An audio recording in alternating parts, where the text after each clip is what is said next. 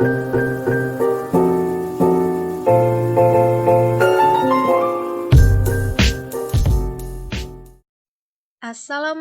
warahmatullahi wabarakatuh. Kami dari kelompok 8 akan menyajikan video presentasi tentang sejarah ilmu fikih dan kontribusinya dalam formulasi hukum Islam. Selamat menyaksikan.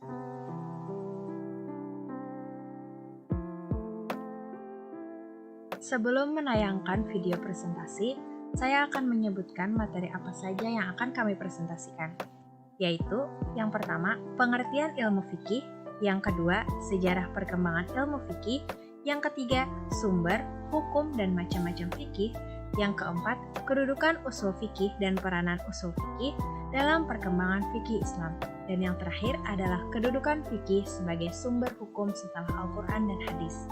Namun, alangkah lebih baiknya sebelum memasuki materi, kita mengenal dulu profil dari para penyaji materi.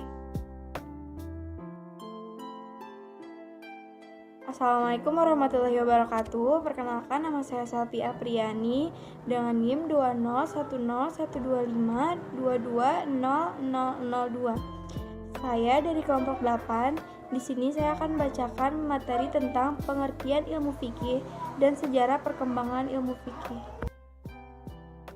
Assalamualaikum warahmatullahi wabarakatuh. Perkenalkan, nama saya Muhammad Azhar Zahri, NIM 2010-12-53-10-10-9 dari kelompok 8, dan saya akan menjelaskan tentang sumber hukum dan macam-macam fikih. Assalamualaikum warahmatullahi wabarakatuh. Perkenalkan, nama saya Erika Auliawinanda dengan NIM 2010125220020. Saya dari kelompok 8. Di sini saya akan menjelaskan tentang macam-macam fikih. Assalamualaikum warahmatullahi wabarakatuh. Perkenalkan, nama saya Khairati Ofah, NIM 2010-1151-20005. Saya dari kelompok 8. Saya akan menjelaskan materi tentang peranan dan kedudukan usul fikih. Assalamualaikum warahmatullahi wabarakatuh. Perkenalkan, nama saya Nurhalisa dengan NIM 2010125320009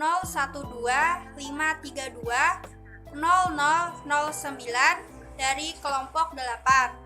Saya akan menjelaskan tentang kedudukan fikih sebagai sumber hukum setelah Al-Quran dan hadis.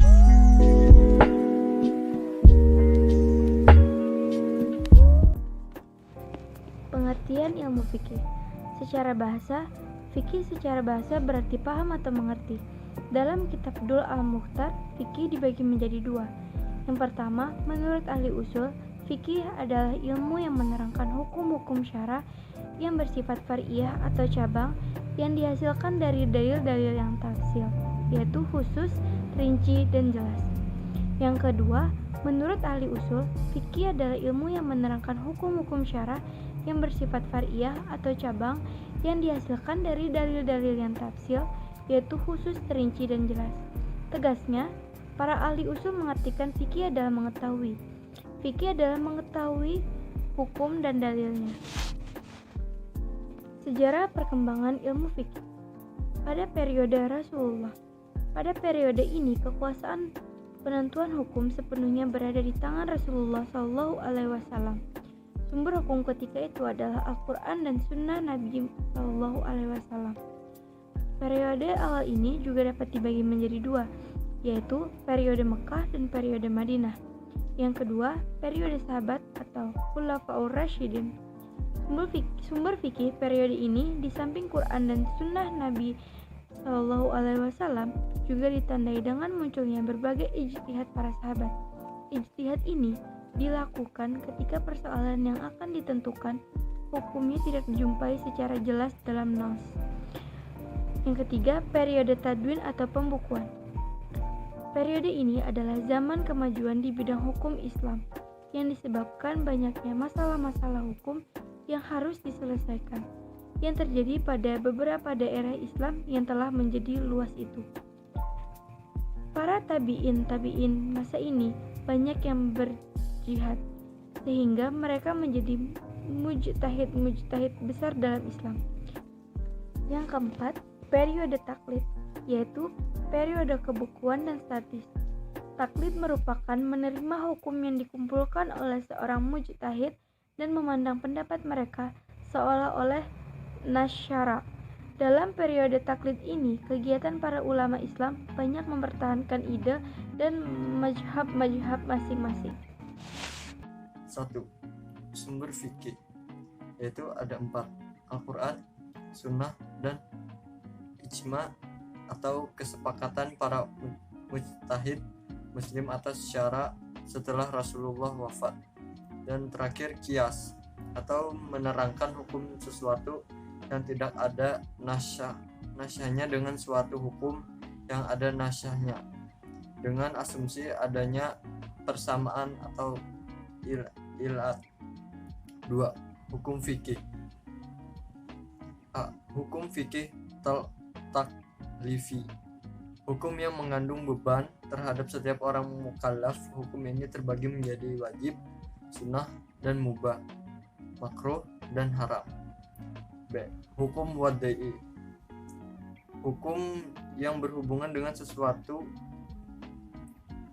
yang menjadi tanda yang dapat menentukan ada atau tidak adanya hukum taklifi.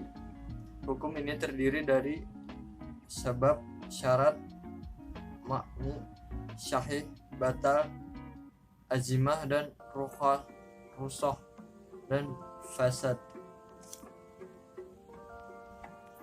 Macam-macam fikih ada 9. Yang pertama yaitu ibadah. Ibadah sendiri dapat diartikan sebagai pengabdian dan juga penyembahan yang dilakukan oleh seorang muslim yang ditujukan kepada Allah Subhanahu wa Ta'ala. Yang kedua ada muamalat. Muamalat adalah peraturan agama yang salah satunya merupakan macam-macam fikih. Dan muamalat ini dimaksudkan untuk menjaga hak yang dimiliki oleh manusia. Yang ketiga ada munakahat. Munakahat adalah undang-undang perkawinan, atau akan ada yang dapat menghalalkan sebuah pergaulan antara laki-laki dan juga perempuan yang bukan mahramnya. Yang keempat ada jinayat. Jinayat ini merupakan salah satu dari macam-macam fikih, yang mana jinayat ini merupakan salah satu perbuatan yang dilarang oleh agama. Nah, perbuatan yang dilarang oleh agama itu dapat mengenai tentang harta, jiwa, dan yang lain sebagainya. Yang kelima ada fikih al-ahwal as-syahsyiyah, yaitu hukum-hukum yang berkaitan tentang keluarga. Contohnya hukum perceraian, perkawinan, warisan, dan wasiat. Yang keenam ada fikih siyasah syariah, yaitu hukum-hukum yang berkaitan dengan kewajiban-kewajiban sebagai pemimpin atau kepala negara. Yang ketujuh ada fikih al-uqubat, yaitu hukum-hukum yang berkaitan dengan hukuman terhadap pelaku-pelaku kejahatan dan juga penjagaan ketertiban dan keamanan. Dan yang kedelapan yaitu fikih asy-syar, yaitu hukum-hukum yang mengatur hubungan negeri Islam dan negeri yang lainnya. Yang kesembilan atau yang terakhir yaitu fikih akhlak atau adab. Fikih akhlak atau adab yaitu hukum-hukum yang berkaitan dengan akhlak dan perilaku. Peranan dan kedudukan usul fikih. Peranan usul fikih yaitu menyiapkan kaidah-kaidah dengan mempergunakan dalil-dalil yang terinci yang diperlukan dalam menetapkan hukum syara. Secara ringkasnya, bahwa peranan usul fikih adalah kaidah-kaidah yang dipergunakan mengistimbatkan hukum dan dalil-dalil yang terinci dan kuat.